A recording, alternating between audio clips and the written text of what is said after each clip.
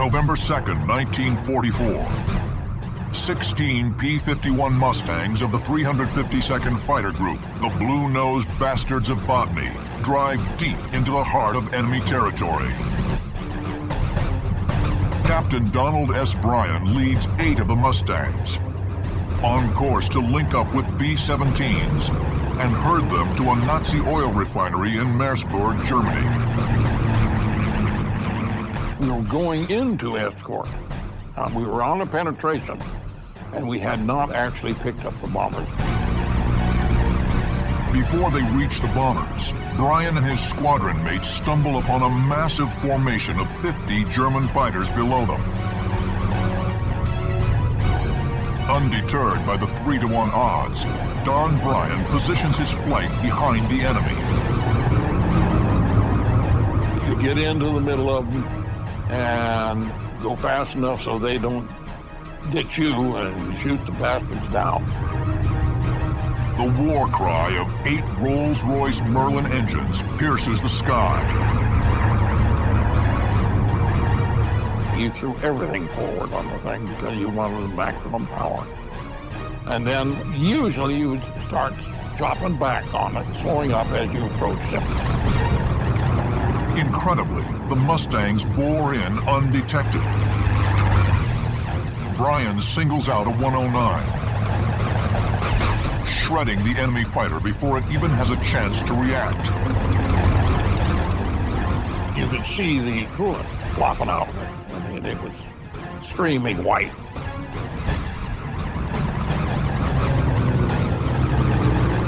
Bryan pulls up from his attack run. The Mustang's strike works. The 109s scatter. That's what we were after, is to break them up. And from then on until the very last, it was just a mix of airplanes everywhere. And not too damn many 51s.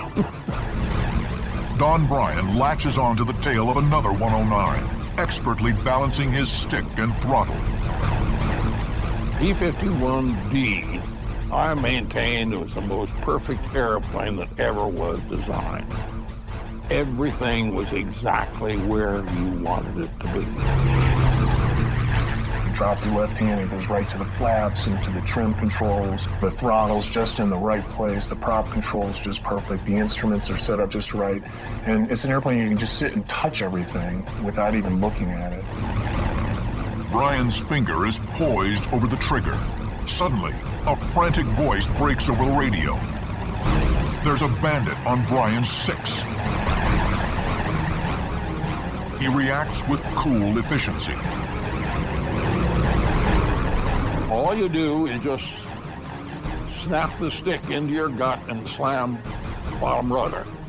And if you're at high speed, you just flick like that and you do a spin and it slows you up and then you pick up again. Bryan's move ditches the German, but also the rest of his flight. They didn't snap roll with me, so they went on. But Bryan catches sight of a target of opportunity. A flight of 8 109s flying in the direction of the bombers. Bryan decides to target tail end Charlie. Bryan is behind them, exactly where he wants to be. I'm going to pick the last one, always. Bryan knocks the trailing 109 out, then quickly dodges away. Incredibly, another 109 appears off his nose.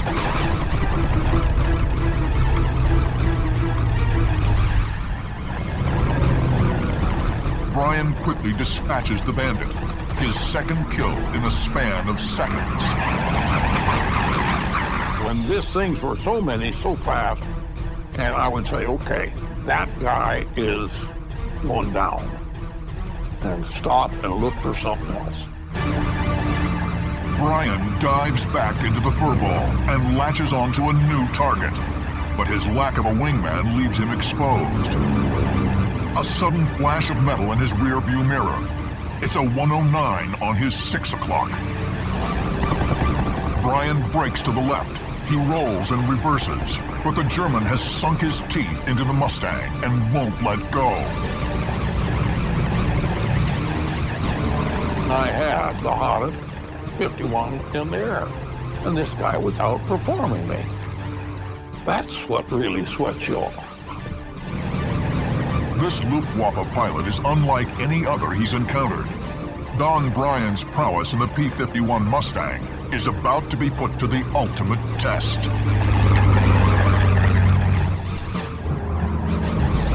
Speed defined the P-51 Mustang and the program under which it was developed. When the British Air Ministry proposed in April 1940 that North American Aviation open a new production line for RAF P-40s, North American instead offered an entirely new airframe and promised it in less time. Just 127 days later, the first Mustang prototype rolled out of the hangar. The fledgling fighter had the same 1,100 horsepower engine that equipped the P-40.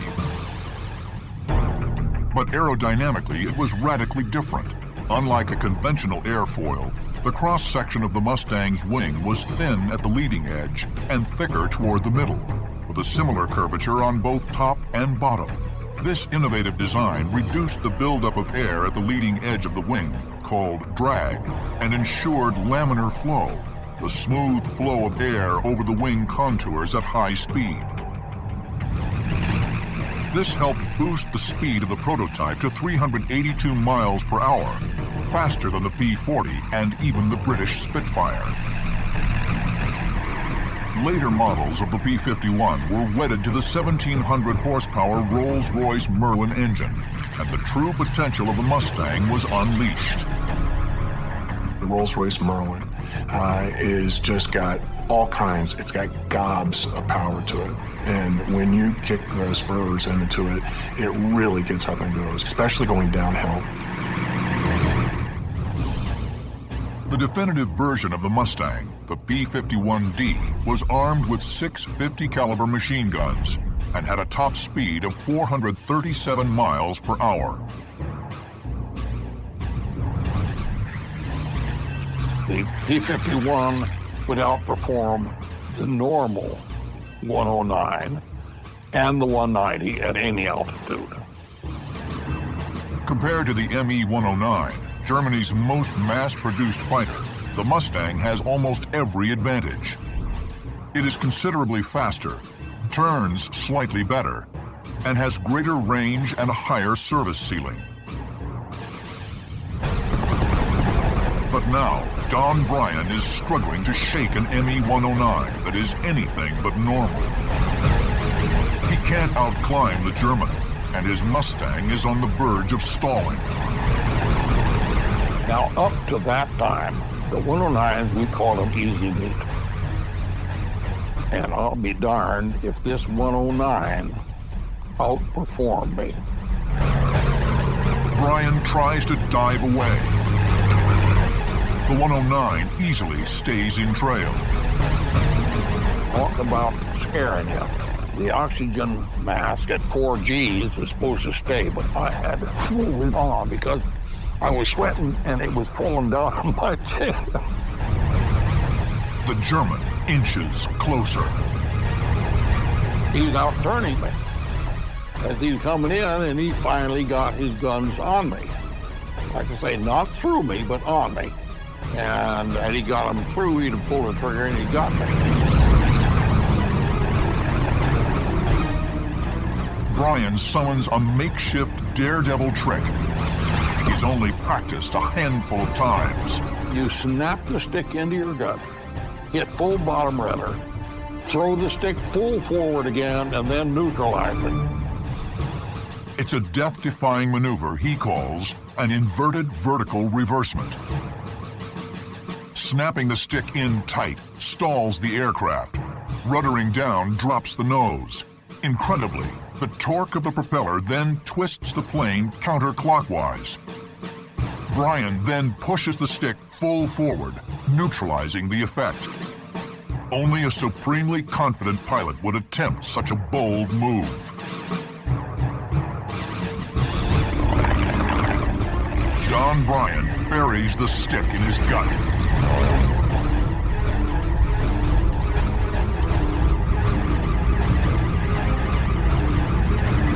Your head hits the canopy, and the prop twists you around. Your airspeed is down to nothing, and you fall for about 2,000 feet until you pick up flying speed again. In the meantime, you have disappeared from that guy that was onto you in a fraction of a second. With one ingenious move, Bryan has escaped certain death. The Mustang plummets for an agonizing 5 seconds before its Hamilton standard propeller starts chopping through the air again. Bryan has survived, barely. And Buster, I sure didn't go back after him. But Bryan doesn't break off to head for home. He is still in the middle of the frenzied melee. It was just airplanes everywhere. And darn it, there were darn few friends around. Below him, Bryan spots one friend with some unwanted company. Bryan is here, and ME-109 is here, chasing a squadron mate through the clouds below. Bryan is desperate to save his friend. He rolls his Mustang over and dives to the rescue. November 2nd, 1944. Outnumbered and fighting for his own life, Mustang pilot Don Bryan is now diving to save a friend. With the altitude and speed advantage, the Mustang Ace is poised to strike.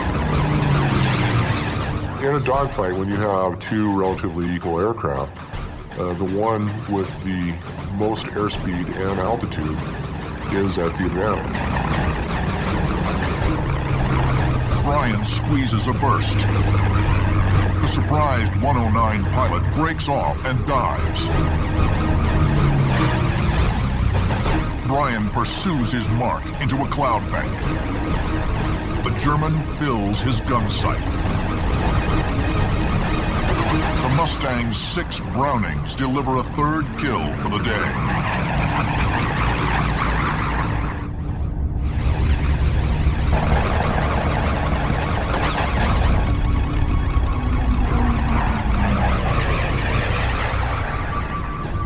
Bryan joins up with the other Mustang as his wingman, but enemy fighters are still in the area. Flying at 10,000 feet, Bryan catches sight of 2 ME-109s flying the opposite direction 5,000 feet below. Only 2 of Bryan's 6 guns remain loaded. I was running out of ammo. And finally, the last 2 airplanes, I was down to my inboards. But Bryan is not about to let the 109s escape.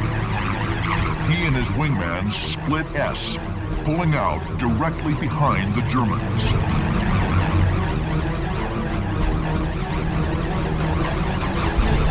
Bryan sends the trailing aircraft down in flames.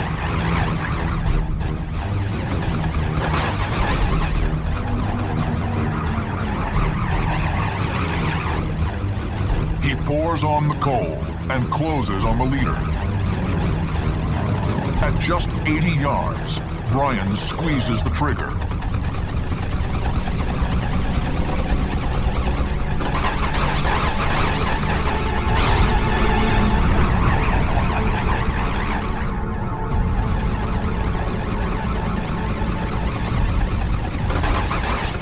It looked like a whole section of his wing came off.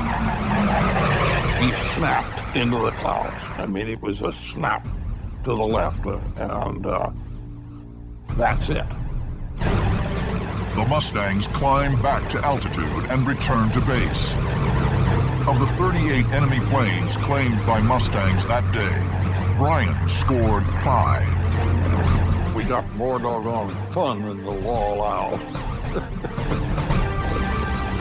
Don Bryan is awarded the Distinguished Flying Cross for the extraordinary mission. A mission deep inside of enemy territory that would not have been possible without another of the P-51's legendary attributes, its range.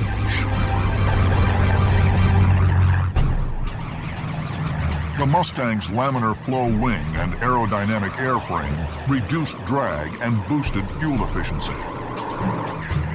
Over 1/4 of the Mustang's 11,000-pound max takeoff weight was fuel, giving the P-51 a combat range of well over 1,400 miles, twice that of other single-engine Allied fighters.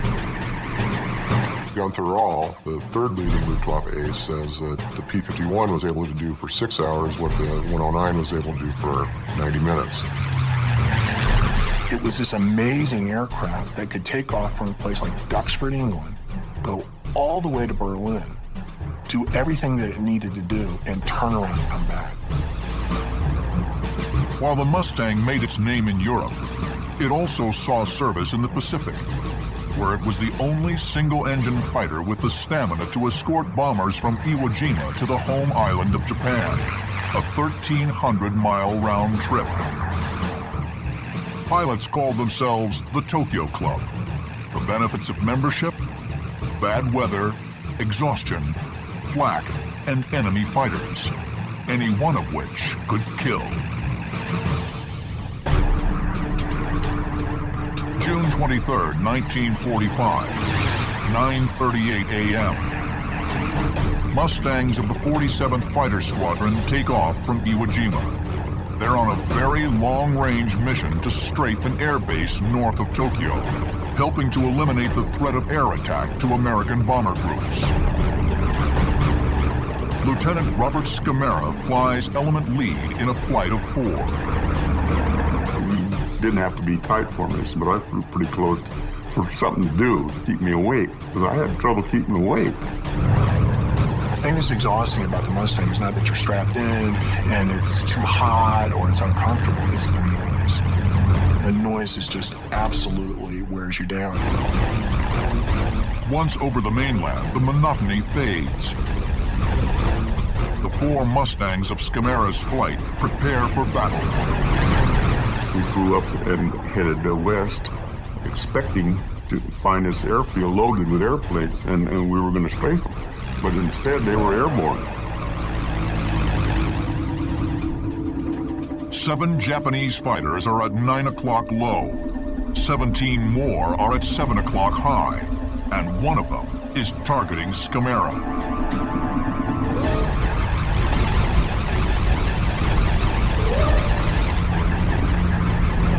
I see these tracers come by past my cockpit, and that's when I broke formation, which was a no-no. You don't break formation, but if somebody's shooting at me, I didn't care what the regulation was, I was going to get out of there.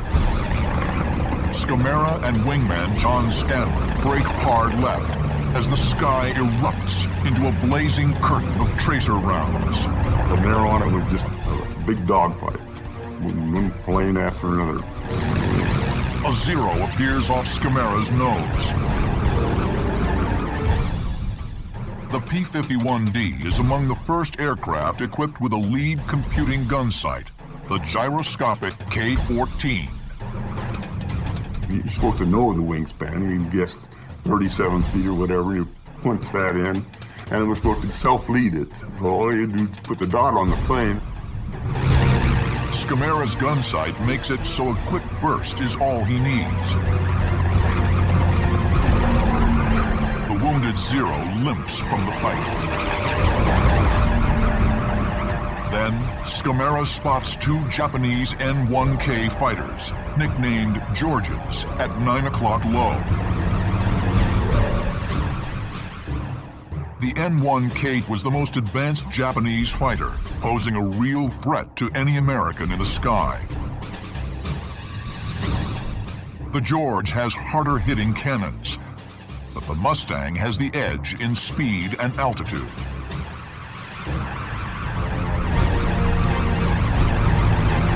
Scamara wings over into a dive. the Mustangs bore into the attack. June 23rd, 1945. In the midst of a deadly furball, Lieutenant Bob Scamara and wingman John Scanlon are closing fast on a pair of Japanese George fighters. I said, if that situation happens, there's two planes, I'll head for the leader, you head for his number two man. Well, I was closing in on the leader, and he wasn't shooting at the wingman. Scamara unleashes a torrent of hot lead on the enemy wingman. He dove down, and I took off after the leader. And I caught him in nothing flat and shot him down. Splash 2 for Scamara. His strategy is to strike fast and move often. I made short bursts because one thing, I didn't want to burn up my guns, and the other thing, I didn't have to because the Japanese planes weren't armored. And they were easy to shoot down. There was no problem there. Scamara engages several more Japanese fighters, damaging 3. Seemed like every place I pointed, there was a Japanese plane. It just didn't take much maneuvering to get from one to the other. But suddenly, tracers streak over his canopy. A Ki-84 Frank, the fastest fighter in the Japanese arsenal, is diving from 6 o'clock high. Scamara brakes hard left. The Frank pilot's mistake is going too fast. He overshoots, pulling up into a climb. Scamara reverses and pitches up, straining to put the Pipper on target. I remember pulling up, and here was that gun sight was down on my cowling. And I couldn't get enough lead on him, so I practically stalled out.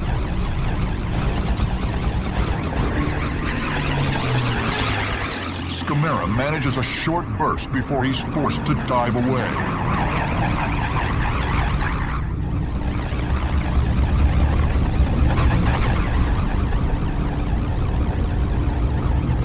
The burning Japanese fighter plummets right past his nose. Splash 3. Scamara scans the sky once more. I thought one Japanese plane was out ahead of me. As soon as he seen me coming, he split S over and dove for the ground.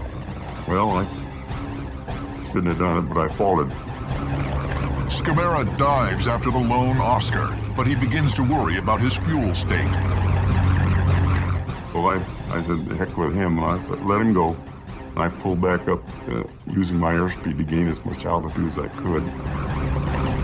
After all the maneuvering, the other Americans are nowhere to be seen. Scamara is alone. Then he catches sight of something off his left wing. That's when I noticed Scanlon was still on my wing. I hadn't noticed that up till that time. Incredibly, Scamara's wingman has stuck with him through every twist and turn. Scamara decides to head to the rally point. I put him out on mutual support, which you don't talk to. You wiggle your tail, and away he goes, and he flies about a quarter mile parallel to you. So he can watch my tail, I can watch his tail. They don't get far before Scamara spots trouble behind Scanlon. A 0 right on his tail. I turned toward him, but I couldn't make it. I yelled at him over the radio to do something. There's a Japanese plane coming down your tail. But it's too late. The Zero's 20mm cannons pummel Scanlon's wings. They burst into flames. He jettisoned his canopy and he bailed out, because his cockpit must have been pretty hot by then.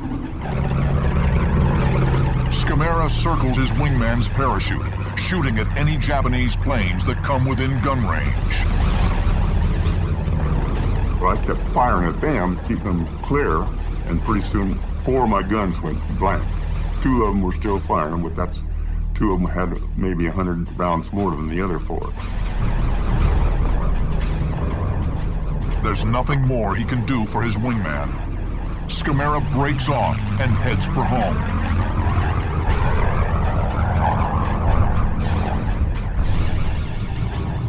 He lands back on Iwo Jima after 8 hours and 17 minutes with 6 empty guns. Remarkably, his internal fuel tank still has 54 gallons of fuel. Scamera is credited with 3 kills and 4 damaged. Tragically, John Scanlon would not make it home alive. Maybe 3 years later, I happened to notice this little article in the newspaper, 2 or 3 women that were acquitted of war crimes. And their war crime was releasing Scanlon from the infirmary to a civilian mob that was demanding them to release him to them. Well, they released him to him and they lynched him. And that's how I found out what happened to him. I'd have gladly given them back their 3 victories just to could have saved John, but it didn't happen that way.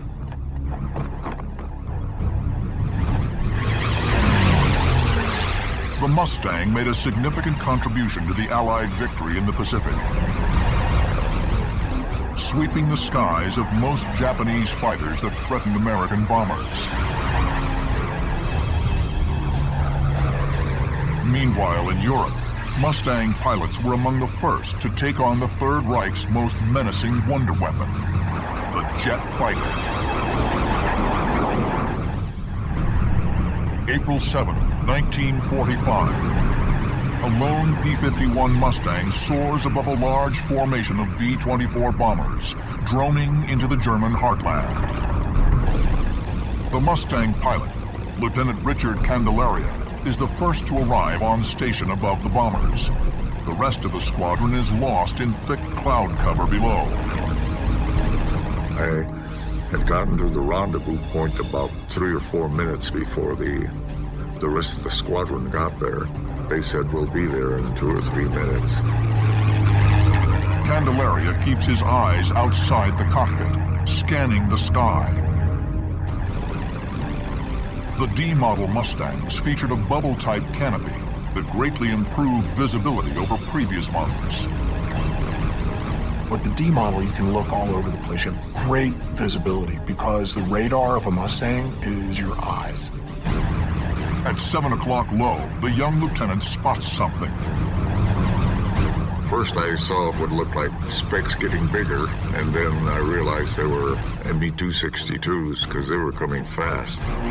I'd seen them before, I had chased them before, but had never been able to catch one. The ME-262 is the world's first operational jet fighter. It's a quantum leap in technology that points to the future of air combat. The 262 is over 100 miles per hour faster, more heavily armed, with a faster rate of climb. But the slower Mustang can outturn the 262, and it had a higher service ceiling, altitude, that Mustang pilots could convert to speed.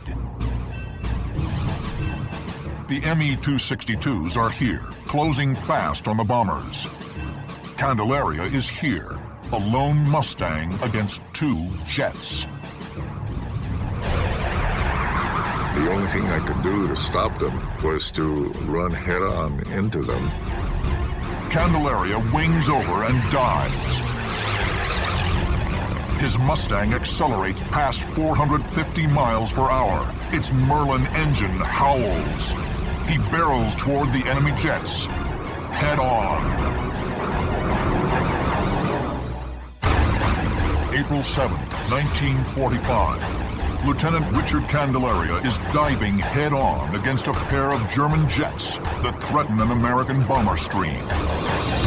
Candelaria angles for a shot, but the Germans surprise him. The rate of closure was really great, and they did something that I didn't expect. They nosed down slightly, not a great deal, but slightly, but it threw me off because I couldn't line up on them. The German's move is simple but brilliant. Candelaria is already pushing his aircraft's limitations for -G. If he forces the nose any lower, he will red out and lose control of his Mustang. The Germans are about to slip past him. Candelaria must do something. They were going to go below me, so at that point I still had my external tanks on them. So I jettisoned them, hoping that maybe I'd be able to hit them with the tank.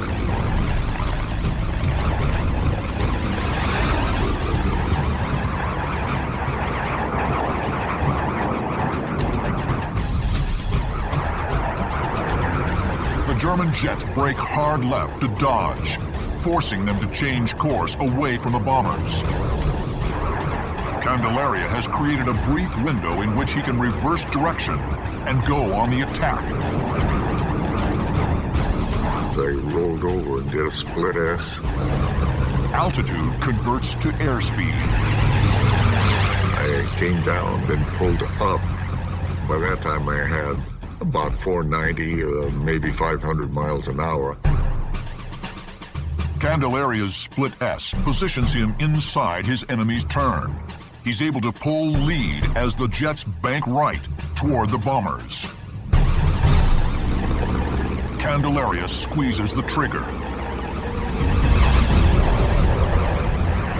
It looked like something sparkled right behind the cockpit, and the right engine started to belch out smoke, black smoke. So I knew I'd hit it at least in the engine. The stricken jet dives beneath the clouds. Candelaria is uncertain if he's killed the 262, but he doesn't have time to think about it. As I started to level off, I saw something like glowing tennis balls going by my right wing.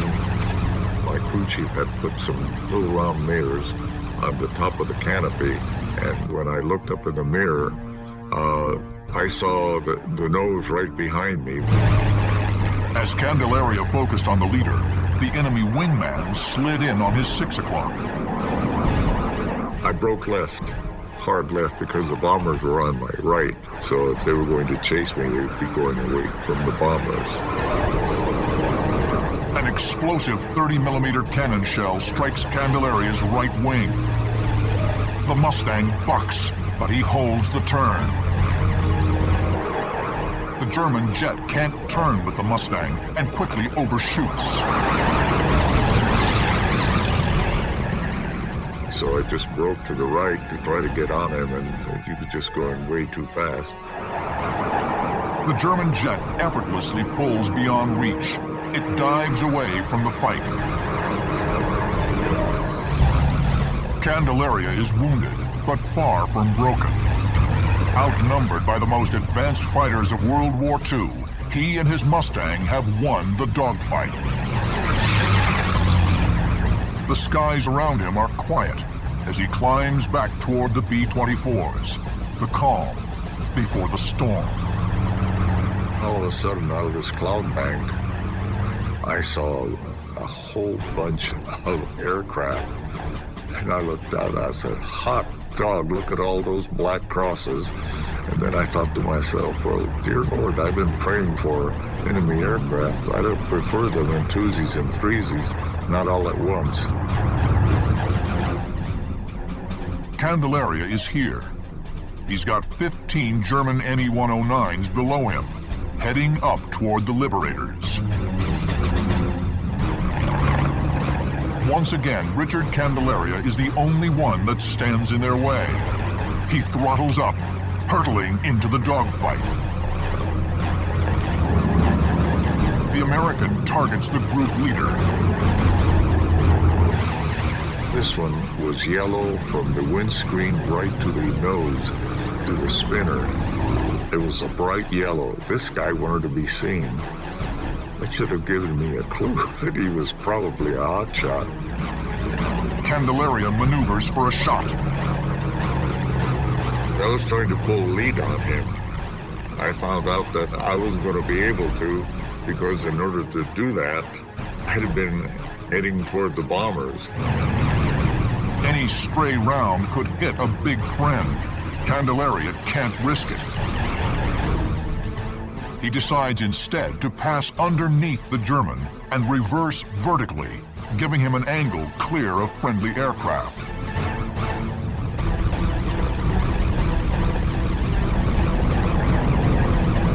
I went underneath him. I went right on past underneath him under his left wing, came back up. Candelaria yanks the stick back. An excruciating 6G pull. The 109 opens up on the B-24s, lobbing cannon shells at long range. One of the engines on the closest bomber is blown out.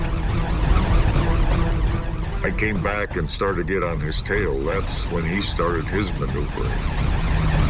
The 109 dodges Candelaria. He was making a fool out of me. Every time I'd try to get the gun sight on and he'd do something fancy and I'd go sailing past him to one side or the other. The other 109s hang back, allowing their skilled leader to dispatch the American. The lethal ballet continues. The 109 pulls left and begins a tight loop. He rolled over on his back and I was just under him and we started turning, trying to out-turn each other, and I could look up and see him and he could look down and see me.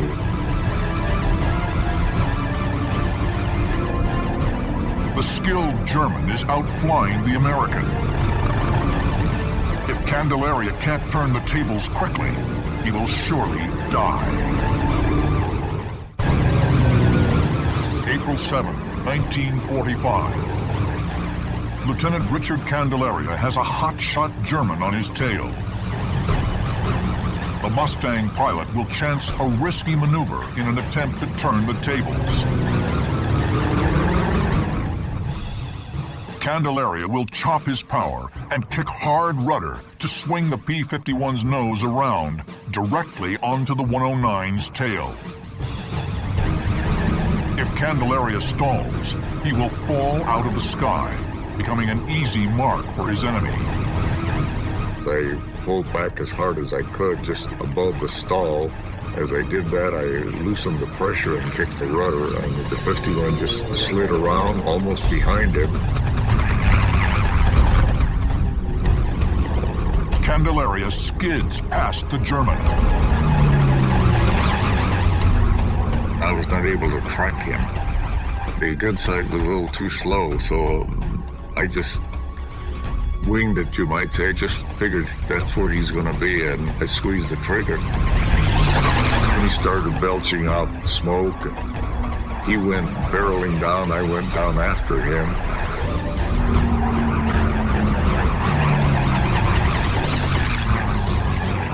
Then I saw him bail out. The canopy came off and he went into the woods and crashed. It's a hard-fought victory.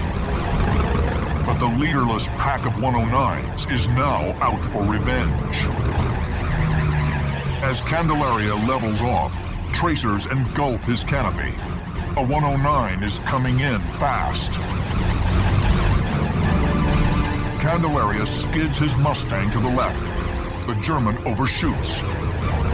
Candelaria noses back to the right.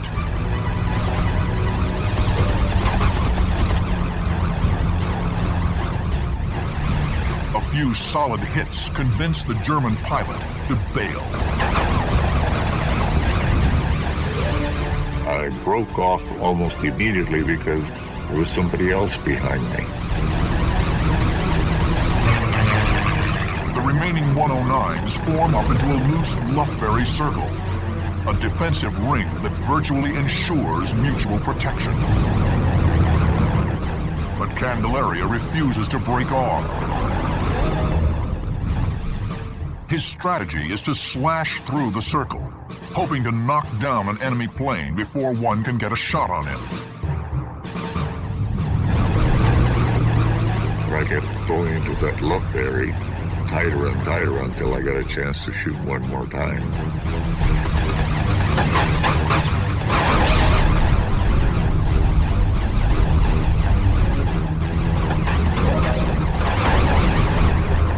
another 109 down.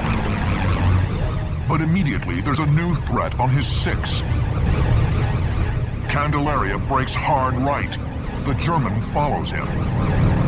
There was no doubt I was out turning him, and we were in a very tight turn to the right, and the 109 had a tendency to not do too well to the right. Candelaria is slowly out-turning his enemy, but the German does not break away. After several rotations, Candelaria gets a firing angle. His 6 Brownings bark to life.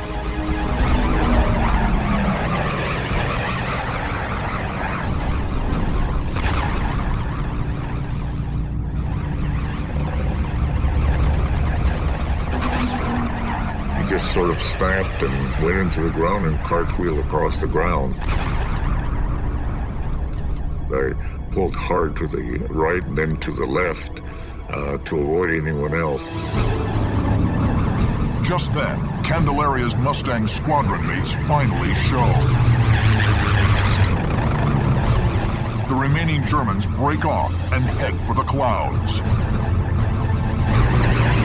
Richard Candelaria single-handedly scored 4 confirmed victories against the 109s and a probable jet kill against the ME-262. Coming home, sort of the last 100 miles, I noticed my knees were shaking. And I don't know if it was the adrenaline or what, but my knees were shaking. I realized, boy, that was close. That was a little too close. Men like Richard Candelaria made the P-51 one of the most successful fighters in the history of air combat. In Europe alone, the Mustang accounted for 4,950 enemy aircraft, making it the highest-scoring U.S. fighter in the theater.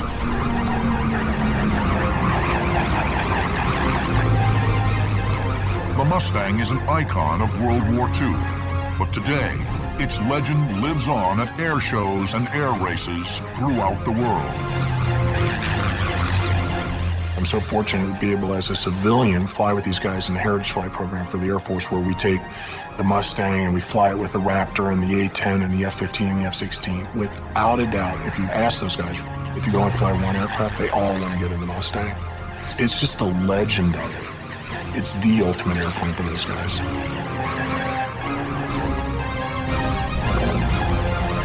The Mustang remains a true classic, a lethal fighting machine of sculpted beauty, and an enduring symbol of American air power.